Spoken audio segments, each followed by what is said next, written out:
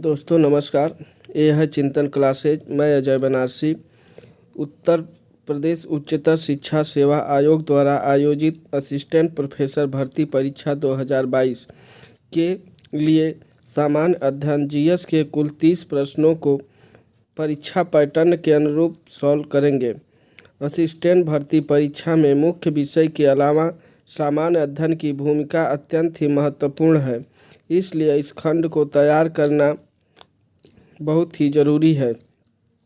ये प्रश्न पत्र असिस्टेंट प्रोफेसर के साथ साथ यूजीसी नेट फर्स्ट पेपर तथा एलटी जीआईसी एवं जहाँ कहीं भी जीएस संबंधित प्रश्न पूछे जाते हैं सभी के लिए महत्वपूर्ण है। वीडियो प्रारंभ करने से पहले आप लोगों से रिक्वेस्ट है कि आप लोग चिंतन क्लासेज को सब्सक्राइब करें। आइए सीधे हम लोग चलते हैं प्रश्न की ओर। प्रश्न संख्या 1। तबीयत थोड़ी मेरी आज सही नहीं है दोस्तों, इसलिए आज हम थोड़ा से फास्ट कराएंगे। शोध का मुख्य ध्येय क्या है? तो पहले का सही उत्तर हो जाएगा ऑप्शन डी, नए तथ्यों की खोज करना अथवा ज्ञान तथ्यों की ताज़ा व्याख्या करना। नेक्स्ट प्रश्न संख्या 2। एक शोध पत्र है, इसका सही उत्तर हो जाएगा ऑप्शन सी, समकक्षी पुनरीक्षित मूल शोध या अन्य द्वारा किए गए शोध का मूल्यांकन निहित होता है। नेक्स्ट प्रश्न संख्या 3 देखते हैं हम लोग। वर्ल्ड एथलेटिक्स चैंपियनशिप 2022 में भाला फेंक प्रतियोगिता में किस खिलाड़ी ने स्वर्ण पदक जीता? 3 का सही उत्तर हो जाएगा option B, Anderson Peters. Next प्रश्न संख्या 4 देखते हैं। भारत ने चीतों को फिर से बसाने के लिए किस देश के साथ समझौता किया है? तो 4 का सही उत्तर हो जाएगा ऑप्शन ए, नामीबिया के साथ, ऑप्शन ए। प्रश्न संख्या 5 देखते हैं। पारिस्थितिकी निकाय में ऊर्जा का प्राथमिक स्रोत है, तो 5 का सही उत्तर हो जाएगा ऑप्शन सी, सौर ऊर्जा। सॉरी। नेक्स्ट प्रश्न संख्या 6 देखते हैं हम लोग। तो इसका सही निम्नलिखित में से कौन सा सही सुमेलित नहीं है? इसमें पूछ रहा है कि ऐसा कौन सा विकल्प है जो सही सुमेलित नहीं है? तो कार्टाजेनेवा प्रोटोकॉल, बायोसेफ्टी, ये सही है। यहाँ नहीं पूछा कौन सही नहीं है। स्टॉकहोम सम्मेलन, अनवरत जैविक प्रदूषक, ये भी सही है। नेक्स्ट मॉन्ट्रियल प्रोटोकॉल, ओजोन परत, ये तीनों सही है। इसमें जो गलत है वो ऑप्शन 4 है, क्योटो प्रोटोकॉल, जल संरक्षण।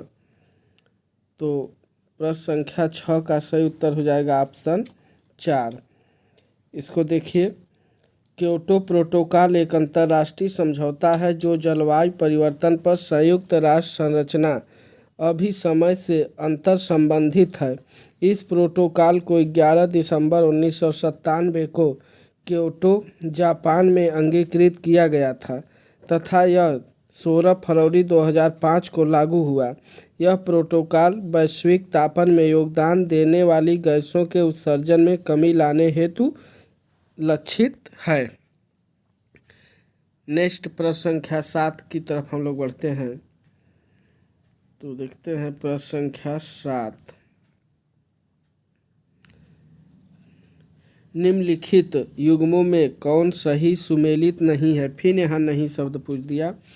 तो 7 का सही उत्तर हो जाएगा ऑप्शन डी, ओजोन परत, ट्रोपोस्फियर, ये सही नहीं है। बाकी तीनों सही है। ओजोन परत मुख्यतः स्ट्रेटोस्फियर समतापमंडल के निचले हिस्से में पृथ्वी से लगभग 10 से 50 किमी की ऊंचाई पर अवस्थित रहती है। नेक्स्ट प्रश्न संख्या 8 देखते हैं हम लोग। एशियाटिक बब्बर शेर का निवास कहाँ है? 8 का सही उत्तर हो जाएगा ऑप्शन ए गिर वन। ये गिर वन बताइए कहाँ में है? तो यह गुजरात के जूनागढ़ में स्थित है गिर वन, जो कि एशियाटिक बब्बर शेरों के लिए जाना जाता है। नेक्स्ट प्रश्न संख्या 9, राजीव गांधी नेशनल पार्क अवस्थित है? तो 9 का सही उत्तर हो जाएगा ऑप्शन डी कर्नाटक में। नेक्स्ट प्रश्न संख्या 10, वह प्राचीन स्थल जहाँ 60,000 मुनियों की सभा में संपूर्ण महाभारत कथा का वाचन किया गया था। देखिए इस प्रकार के प्रश्न ही इस समय पूछे जाते हैं, और ये अगर प्रश्न आ गया तो लोग कहेंगे कहाँ से प्रश्न आ गया। तो ऐसे प्रश्नों को आप लोग हल करिए, और हम इसी प्रकार के प्रश्नों को आप लोगों को हल कराएंगे भी। आप लोग देख रहे होंगे प्रैक्टिस सेट में। प्रश्न संख्या 10 का सही उत्तर हो जाएगा ऑप्शन डी नैमिषारण्य। नैमिषारण्य में उत्तर प्रदेश के सीतापुर जनपद के नैमिषारण्य में 60,000 मुनियों का निवास माना जाता है। यहीं पर सूत गोस्वामी ने सैनिक एवं अन्य मुनियों के समक्ष संपूर्ण महाभारत कथा का वाचन किया था। जब वे यज्ञ संपन्न कर रहे थे, इसके पूर्व महाभारत कथा का वाचन वैशंपायन ने राजा जन्मेजय के लिए किया था। तो इसकी अब व्याख्या हो गई। नेक्स्ट प्रश्न संख्या 11 देखते हैं हम लोग।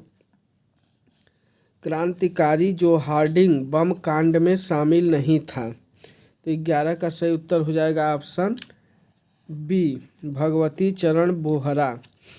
यह हार्डिंग बम कांड में शामिल नहीं थे। नेक्स्ट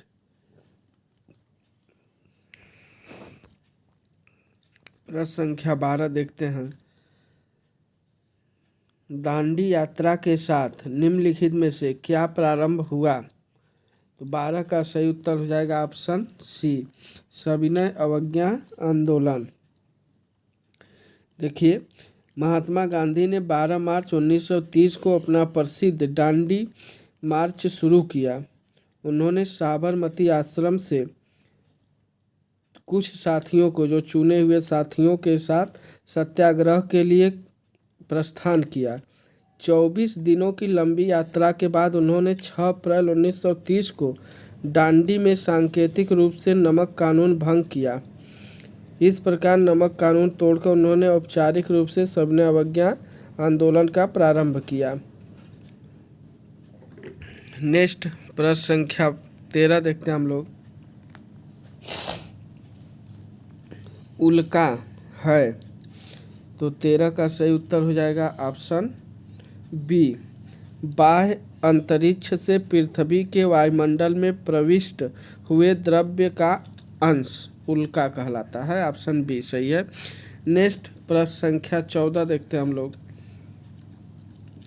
भारत में निम्न में से किस तटीय प्रदेश में उत्तर पूर्वी मानसून से वर्षा होती है? तो 14 का सही उत्तर हो जाएगा ऑप्शन सी कोरोमंडल तट पे। भारत में कोरोमंडल तटीय प्रदेश में उत्तर पूर्वी मानसून से वर्षा होती है। इसके अतिरिक्त दक्षिण पूर्वी कर्नाटक, दक्षिण पूर्वी केरल में भी उत्तर पूर्वी मानसून से वर्षा होती है। प्रश्न संख्या 15 की ओर हम लोग बढ़ते हैं।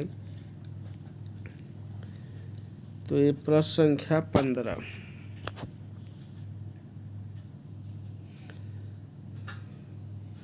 निम्नलिखित में से किस एक अधिकार को डॉक्टर बी.आर. अम्बेडकर द्वारा संविधान की आत्मा कहा गया? तो थोड़ा से प्रश्न संख्या 15 का सही उत्तर हो जाएगा ऑप्शन डी संवैधानिक उपचार का अधिकार।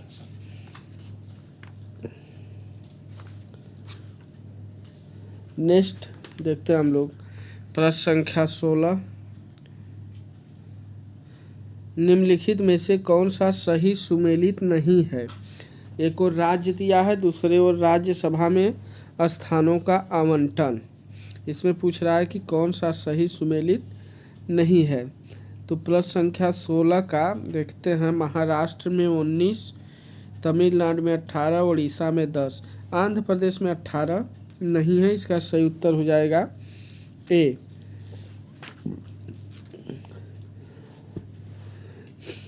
देखिए, अविभाजित आंध्र प्रदेश में राज्यसभा की सीटों की संख्या 18 थी, लेकिन आंध्र प्रदेश में विभाजन के पश्चात राज्यसभा में उसके लिए निर्धारित सीटों की संख्या 11 रह गई है तथा शेष 7 सीट तेलंगाना को मिली हैं, बाकी सब सही हैं।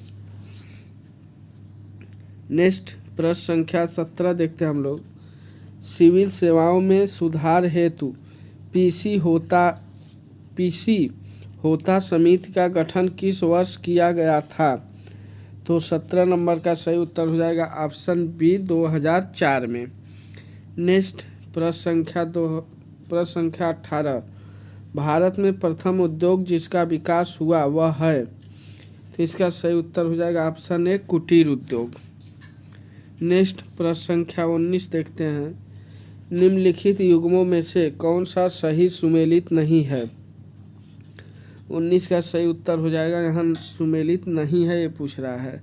तो जन श्री बीमा योजना 2000, राष्ट्रीय ग्रामीण स्वास्थ्य मिशन 2005, MG नरेगा 2013 और आम आदमी बीमा योजना 2007।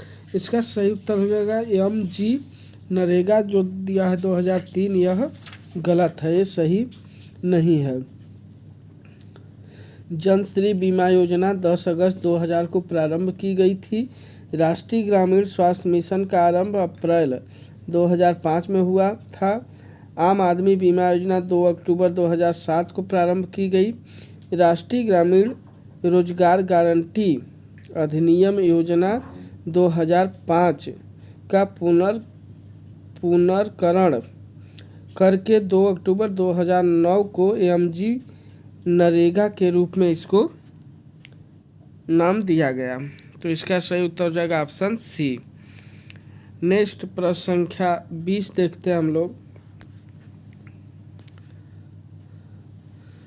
नमूना लेने की लॉटरी पद्धति का उपयोग निम्न में से किसके लिए किया जाता है? तो 20 का सही उत्तर हो जाएगा ऑप्शन डी बेतरतीब ग्रहण या यादृच्छिकरण। नेक्स्ट प्रश्न संख्या 21 देखते हैं। मौलिक शोध के सिद्धांतों का निम्नलिखित में से किसमें उपयोग किया जाता है? तो 21 का सही उत्तर हो जाएगा ऑप्शन बी अनुप्रयुक्त शोध। तो ये सही नहीं है दोस्तों, इसलिए क्षमा चाहते हैं, बाकी देखते हैं। प्रश्न संख्या 22। निम्न में से कौन सा शोध वर्तमान परिस्थितियों में सुधार पर केंद्रित है? 22 का सही उत्तर हो जाएगा ऑप्शन सी क्रियात्मक शोध।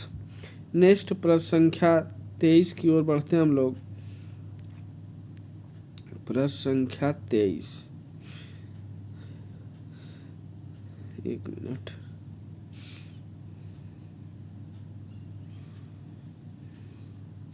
प्रश्न संख्या 23। एक दोहरे घनत्व वाली 3.5 इंच फ्लॉपी डिस्क की भंडारण क्षमता कितनी है? तो 23 का सही उत्तर हो जाएगा ऑप्शन ए 1.44 MB। नेक्स्ट एक कंप्यूटर के प्रश्न है। नेक्स्ट है वह सिस्टम जो IP एड्रेस को आसानी से याद करने योग्य नाम से ट्रांसलेट करता है।